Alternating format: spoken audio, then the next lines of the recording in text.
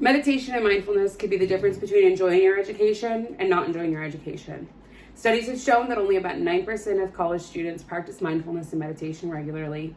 Yet among that 9%, there is a reported receipt of higher grades, reduced stress and anxiety, and overall greater satisfaction with their schooling. From becoming a better student to becoming a better person overall, this speech will highlight what mindfulness and meditation are and what they can do for you, your education, and the educations of everyone. Hi, I'm Mallory. I myself am evidence of the effectiveness of mindfulness and meditation. Over the course of the last few years, I have changed from the sort of student who does the bare minimum and gets by to actively engaging with materials and using them as a resource rather than a requirement. My relationship with myself and my education has shifted dramatically since implementing a lifestyle that allows mindfulness and meditation. Not only does my story serve as an example of the effectiveness of mindfulness and meditation, but it speaks for itself within its potential. The proof of the effectiveness of this practice can be seen in many studies, including the work of psychologist Teresa Buchanan, who states, practicing meditation and mindfulness supports the intentionality of education. Meditation and mindfulness embody a world of possibility when used in education. So what is meditation and mindfulness, you may be wondering? To understand meditation, you first need a brief understanding of what mindfulness is and how it can serve you.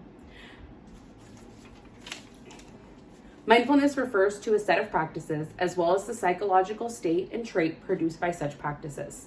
The state, trait, and practice of mindfulness may be broadly characterized by a present-oriented, non-judgmental awareness of cognitions, emotions, sensations, and perceptions without fixation on thoughts of past or future. In short, mindfulness is a set of practices that allows us to focus on the present and non-judgmentally accept the here and now of our emotions, sensations, and perceptions. With a brief understanding of what mindfulness is, I am sure you can see how it might be used in meditation. Meditation is an ancient practice that takes numerous forms across cultures, but ultimately is the pursuance of inner transformation of the self through training of the mind. With this definition, it is apparent why mindfulness might be important in the practice of meditation. Mindfulness is at the center of every meditative practice, and by practicing mindfulness, you are practicing a form of meditation. Next, it is important to understand why we should implement them in schools. Well, it's already happening in a lot of schools.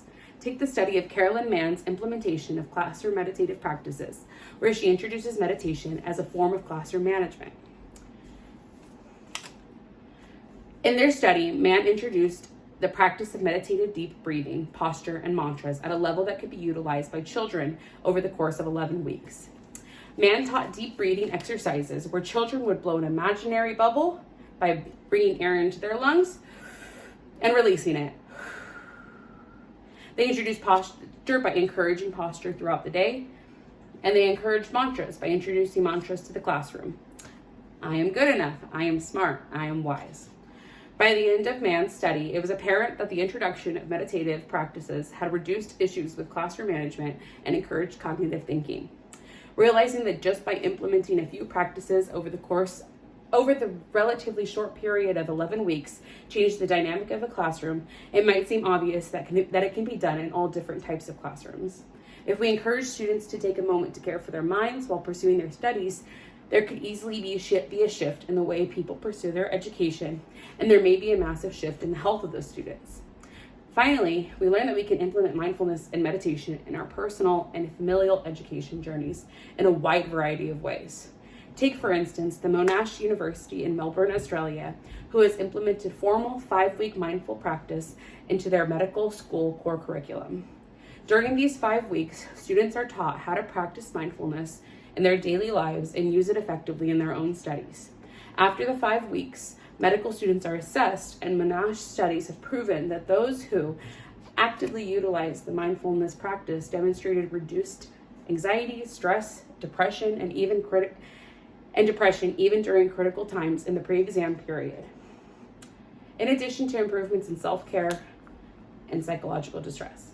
Some of the things these students did are things that we could easily do ourselves.